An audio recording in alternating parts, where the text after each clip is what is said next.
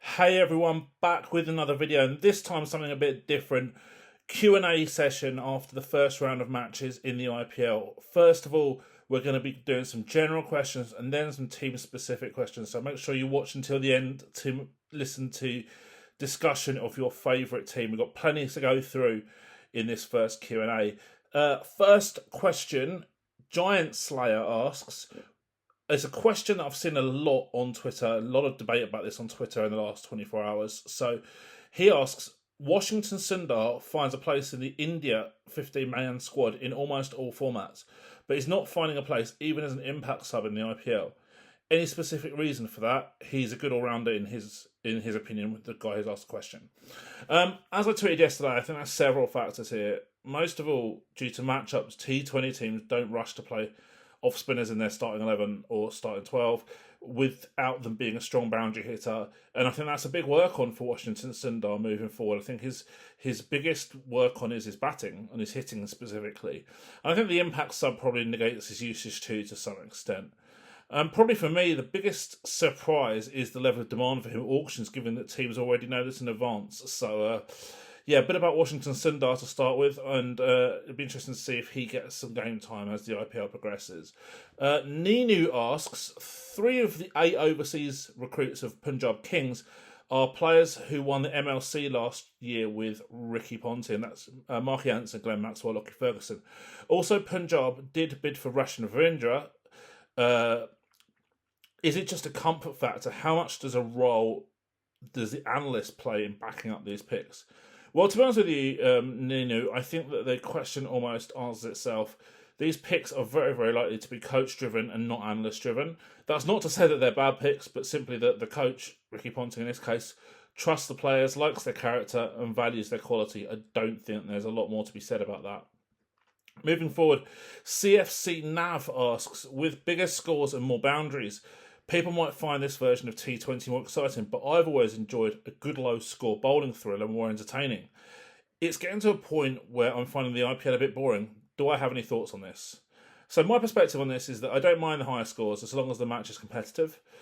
In terms of scoring, I do like a close match with both teams scoring about 180-ish, and that's probably my optimal scenario. But if I had to have a choice, I'd much rather have a high-scoring game than a turgid match on slow pitches where batters finding it really difficult to hit boundaries. So I'm not a massive fan of those really low scoring games. The impact sub role definitely has a big impact in both the competitiveness of these matches, because it's harder for the losing team to be down and out. We've seen that already with DC coming back from being 7 for 3 and chasing 200 and odd and winning, and also it makes the impact sub makes it high scoring as well, because each team can effectively use another batter, which makes attacking cricket much more of an optimal decision. A lot of people think, well, what about the bowlers? But my view is that we have to reframe our perceptions on what is good. For example, a bowler going at 9s and over for the season, bowling solely in the power play and death overs, is likely doing a pretty good job for their team. But not all people might understand that when they're looking at the bowlers' basic data on scorecards, etc. So we've got to understand that actually we've got to reframe what's good and what's bad in this batting strong environment. MVP asks, how many of the 10 teams picked the 12 you expected, or the optimal 12 from their squad? Look, I think most teams made some surprise picks, and I think that's the beauty of the game. Everyone has different opinions, and there's definitely still, I think, quite a bit of competitive advantage to be gained from for these teams as well. Everyone has different opinions, and that's absolutely fine.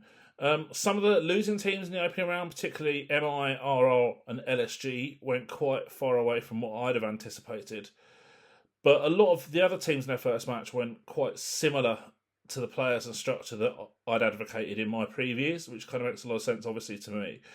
RCB could potentially have gone with my expected team if Boovi was fit.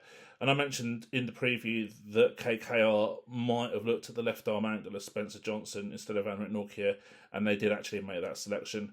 Sunrisers also went for Simaji over Rahul Chahar. That worked out pretty nicely for them too. But I think obviously RCB, KKR, SRH generally adhered to the general principles that I've spoken about in their previews. MI, RR and LSG, less so. Ariva Zagan asks, how many flaws got exposed of the winners in the first set of matches? I think this is a really interesting question, actually, to look at the winning teams, the 5 winning teams from that first round of matches, and see which of them actually still has some issues that they need to address. Because it's easy to be kind of seduced by results, and actually the underlying performances are really, really important as well. So I'll go through them in chronological order.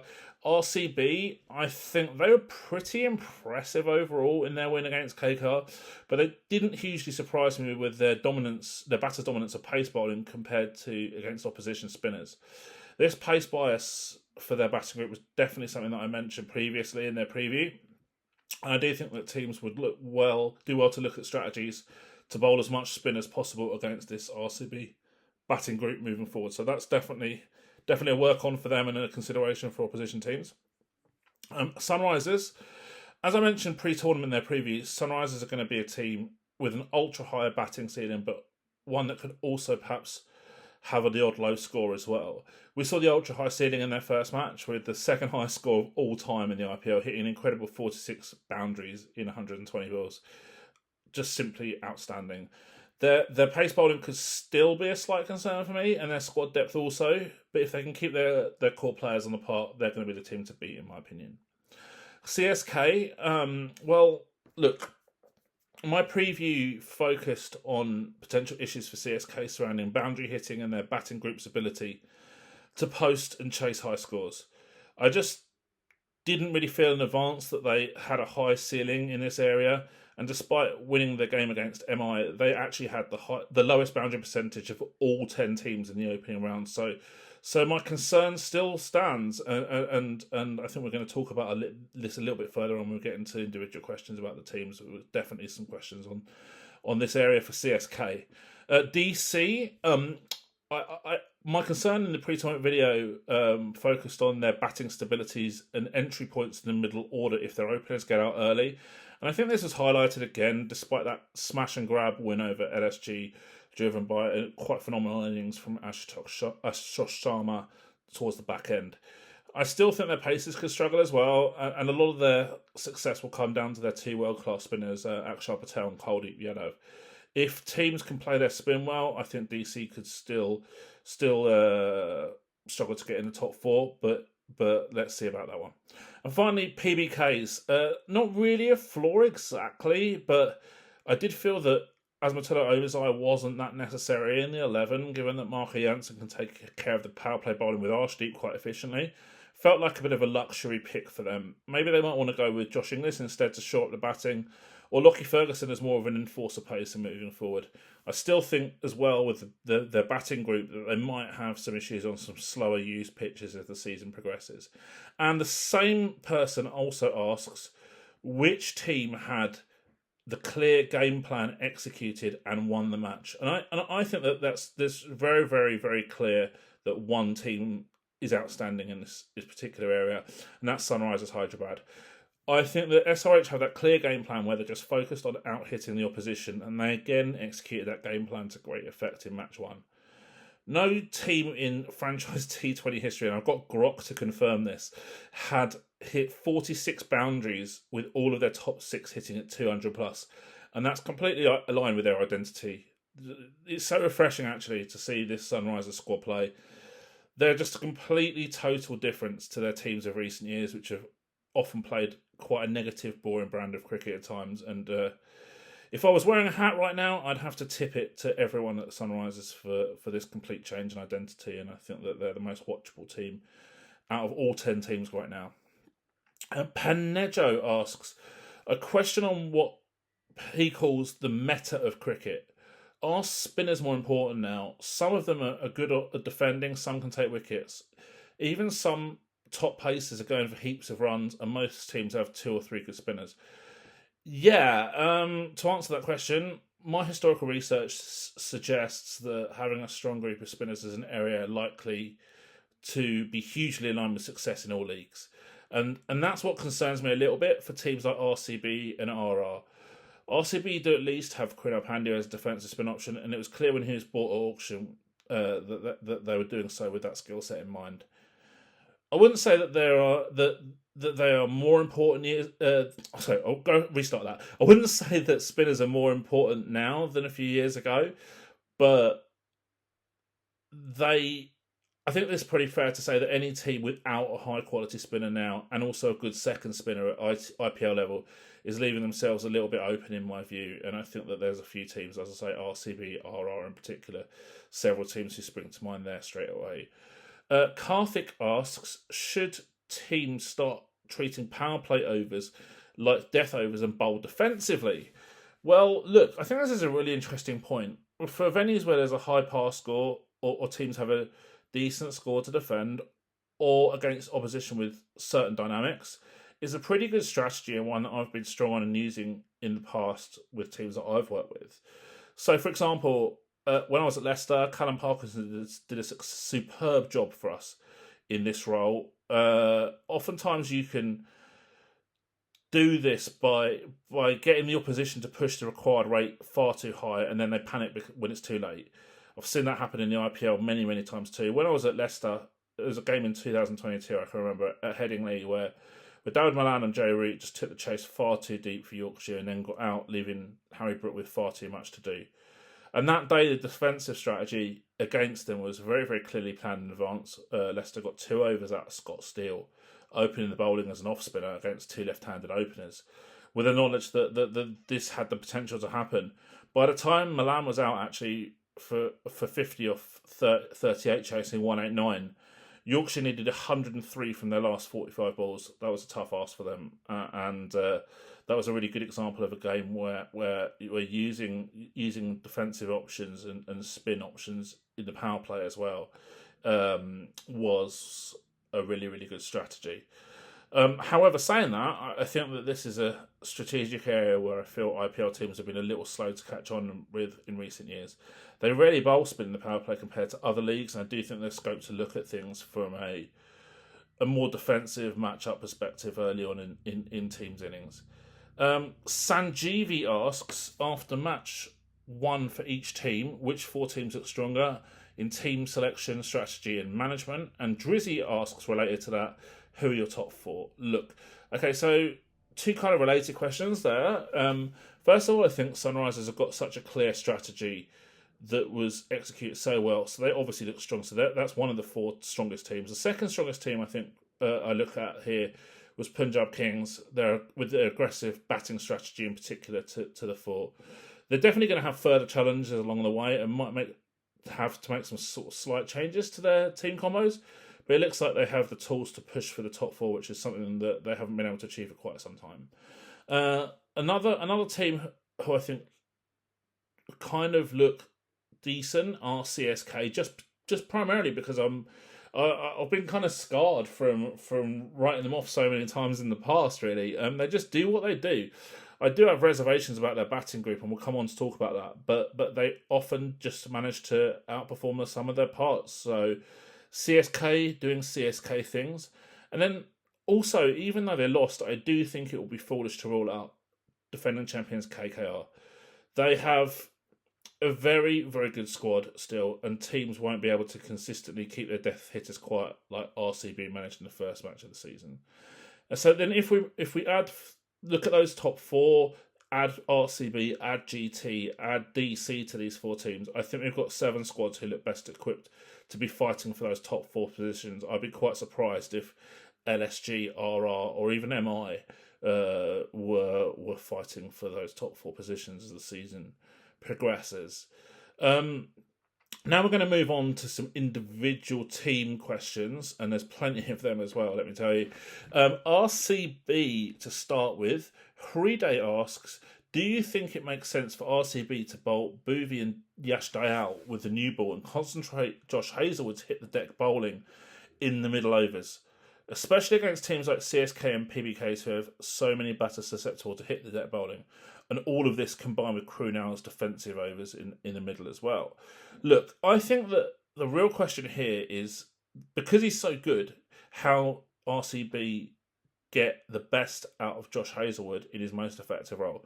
Now, my data suggests he's best using the power play compared to other phases, and combine that with Bhuvi makes a lot of sense to them. because of that, I'm reluctant to move away from that. Although the power play also happens to be Yash Dayal's best phase and Boovy's best phase as well, so it's tricky. Look, I think if Hazelwood was used more in the middle overs than the power play, I do think it would be a nod towards the rest of the squad's roles rather than thinking that he's best used in the middle overs instead. I think Josh Hazelwood is such a good power play bowler, I'd be really reluctant to take him out of that role. Neil asks, should RCB be backing Rafiq Salam to bowl in the middle overs or get Boovy in so that we get Hazelwood in to bowl in the middle overs and Death with Boovy and Dayal with a new ball? Again, very, very similar question. Although it's a pretty small sample size, Rafiq hasn't actually got that good numbers so far in the middle overs in his career, so I'm not massively sure about that. I'm sure Boovy will come in when he's available, but whether he comes in for Rafiq or Yash Dayal seems to be the big decision for me.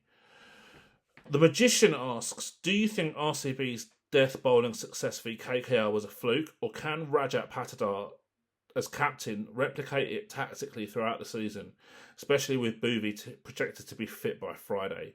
Look, I think fluke is probably too strong a word, but I do think their death bowling success against KKR was as good as it would get for them if we're looking at the array of outcomes as a probability distribution. No doubt Boovy makes them strong as a team, but not necessarily so at the death, so I do think that there will be some mean reversion for this RCB death bowling group throughout the season, unfortunately for them. I don't really think that they're an outstanding death bowling group, but let's see on that one. Moving forward, we're going to look at PBKs next, and Mohan Chandar asks, thoughts about Punjab's bowlers? Will they help them reach the playoffs? Look, I think despite winning their opening game, I do think PBKs are yet to find their optimal bowling combos. Omazai seemed a bit of a luxury pick given Jansen's ability in the power play. They don't have a second spin option against teams with a predominantly right-handed top order, so unless they bring in Harpreet Brar. So I thought Brar might have actually been used as an impact sub against GT yesterday, given his defensive skills. But I think it's okay, but I want to see how their bowling group evolves in terms of selection before I make any bold statements about it. Rajesh asks, I think that, well, it's more of a statement than a question. I think that they should try playing Josh Inglis and Lockie Ferguson in place of Asmatilla Omazai and Marcus Stoinis. Yep, for me, Inglis for Omazai looks logical. I don't mind Ferguson for Stoinis either. I think these changes would give a lot more role clarity to their bowling plans, but based on how I view their think tank, I don't think Stoinis' place is going to be under threat for a while. I felt he looked pretty uncomfortable yesterday against Gujarat spinners Rashid Khan and Saika Shaw, who bowled 11 balls to him for 12 runs, and Saika Shaw took his wicket. And I think opposition spinners will be looking to target Stoinis moving forward in this tournament. But definitely Inglis for Omazai looks logical to me. Nell Berg asks, what do you make of PBKs going bits and pieces all rounders for their fifth bowler in an impact player era? Yeah, I agree with that. I'm not a big fan of this strategy. They can definitely do what I've mentioned, bring in Inglis for Omazai at least, and maybe Ferguson for Stoinis as well. In terms of team construction, I'm generally very pro all-rounders, but ultimately the key point is that if you're picking an all-rounder, they have to get into the team solely for at least one of their two skill sets. For example, Glenn Maxwell gets into the team for his batting and his bowling's a bonus. Marco Jansen gets to the team for his bowling and his batting's a bonus. I'm less convinced about this kind of thing for Omazai at this level. Does he get into his teams for batting or bowling alone? I'm not so sure. So, something for PBK's management to consider there. Moving on to CSK, a follower on X called Nobody asks, how are CSK going to strengthen their batting lineup moving forward? Should they play both Devon Conway and Rashid Ravindra? And related to this, Jimmy McNulty asks, of the 5 matches, only 2 matches saw both teams scoring less than 200. Although there's no doubt about KKR, IRCB and MI scoring those 230s because of the power hitters they have, but can CSK do it? If a team does score 240, do they have the firepower to chase it? Their chances look bleak. Look, well, in my CSK preview video, I highlighted why I'd go for Ravindra over Conway. And Ravindra was definitely one of the major factors influencing their win over MI. I don't think they should use an overseas pick on Conway because I think it really causes issues for their options in other roles. For example, if they leave out Nathan Ellis, then they need another domestic pacer, and that makes them weaker. And although we had a tough game against MI, I do think Sam Curran's tactical flexibility is useful for their specific team structure, although I do wonder whether he would get into teams as a batter or a bowler alone. I do have my doubts about that, and obviously that's an issue for as I've already touched on, for all rounders. I was quite surprised they started with Deepak Hooda though in the opening match, and I'm not sure he's the answer long term for the franchise. I'd probably pick Vijay Shankar ahead of him, although that's not really necessarily a perfect solution either. One of the major red flags I have for this squad is their ability to out-hit teams on flat decks and either set or chase big scores. It's going to be really tough for them, I think, in this area. However, I think it's really, really important to reiterate that CSK often do find a way to win matches where other teams can't. So keeping an eye on them in this area will be fascinating moving forward in the tournament. Going on to KKR, Jiraiya asks, don't you think it's better to play Moeen instead of Spencer Johnson in the 11? Also, Sakaria, who he thinks is a better new ball bowler instead of Vaibhav Aurora. Then goes on to say Sakaria, Harshit, Varine and Chakravarti 16 over sorted, and for the remaining 4 they can use Moeen, Venkatesh Iyer, Andre Russell and Ramandeep Singh. Look, referring to all of that rather long question, I don't think this is an either or decision for KKR, given that obviously Moeen Ali and Spencer Johnson are just totally different types of player. I think also it's relevant to say that I think that Spencer Johnson is a much better pace option than their domestic pacers, and so if you do make that switch, it causes problems in terms of other areas. Now look, Vaibhav Aurora isn't a bad new bowler at all. I think there's certainly many pacers in this year's IPL with worse numbers than him in the phase, and I think it would be quite a big call to pick Sakaria ahead of him and call him a banker bowler, given that he wasn't even bought at the auction. I still feel that KKR's only banker overs right now are their spinners, and their pace attack can be pretty volatile and is probably my number one concern for the franchise currently.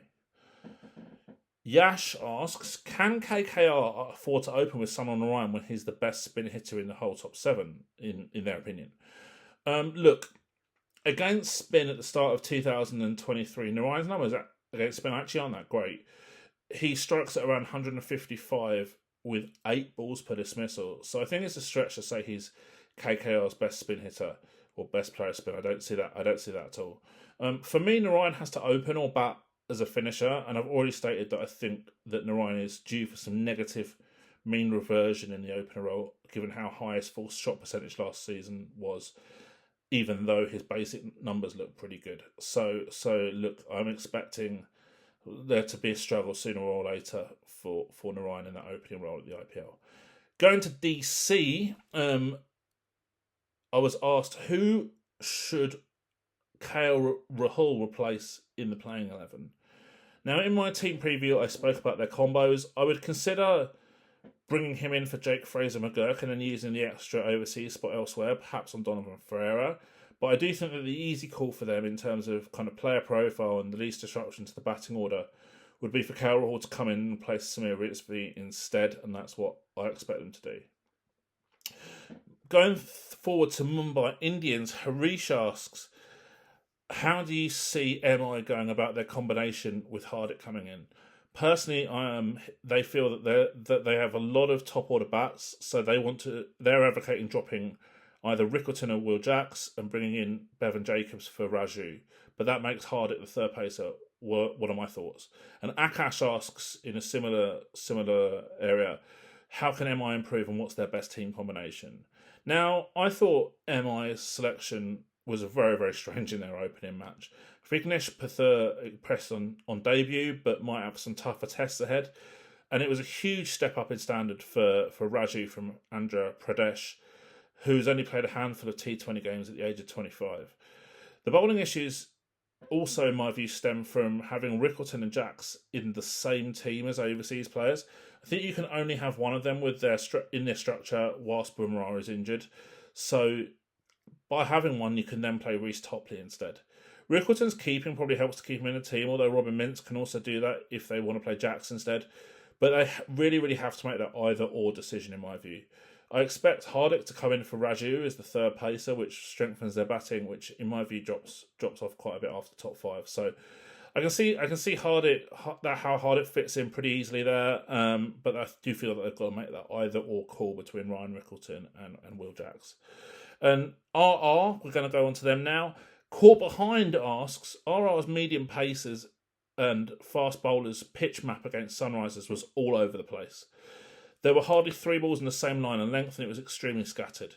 Was it just rubbish planning and execution, or was it just the intensity of Sunrisers hitting that caused them to bowl like that? Look, I thought RR's bowling plans left so much to be desired against Sunrisers. I felt that there was a fear of the Sunrisers batters, and RR tried to combat that with their tactics rather than focusing on their own bowler's strengths.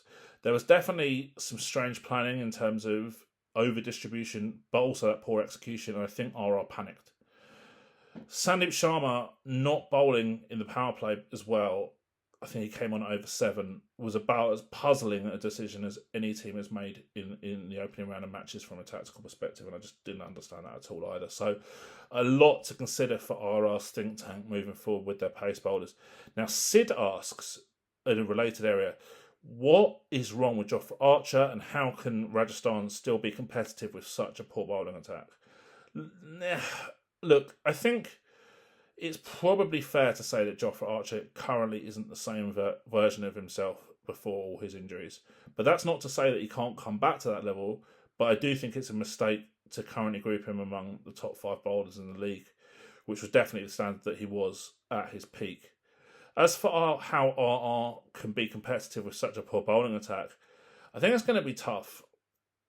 As I spoke about that in my post-match video on them, having a strong bowling attack is such a key driver of success for T20 teams.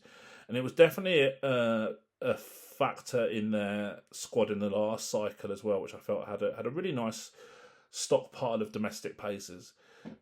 Because they don't have that so much this year, I think they're looking to be in a much more difficult spot, and potentially even for the entire 3-year auction cycle. So plenty to ponder for RR in terms of their bowling group. And the last team we're going to look at is LSG. Ayet asks, did Lucknow possibly have the worst auction ever? Well, as I said in my Lucknow video last night, they look one of the weakest IPL squads of all time. You can never write off a team with Nicholas Puranin, though, and anyone would be a fool to do that. But he's going to have one of the all-time great IPL seasons if they're going to get anywhere. How on earth a team has 120 crore to build a squad and gets left without a proven opening batter and only has 6 overseas players with Shamar Joseph as their only overseas bowler is just truly incredible.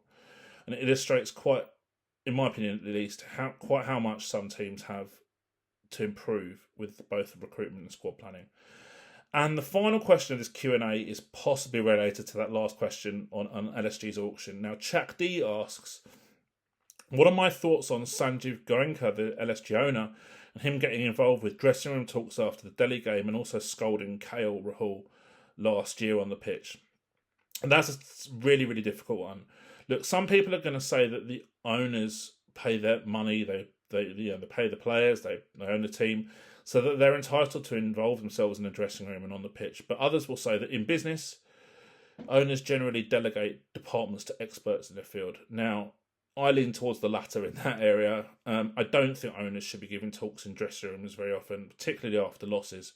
Maybe it's fine to congratulate after a big win following the coach speaking, but I can say from first-hand experience right now that players don't tend to like owners coming in and giving them dressing downs after games, or even pep talks or whatever. Although the players might be a little bit too polite to say anything directly. That's finishing off the video. Half an hour of some great questions there. Hopefully enjoyed the answers that I provided as well. Be great to hear your thoughts in the comments. And please do share this with as many people as you can. Share it with your friends. Share it with your family. Share it with your friends' family. Whoever likes the IPL, please do share this. Don't forget to like and subscribe. Don't forget to leave some thoughts in the chat as well. And until next time, Speak soon.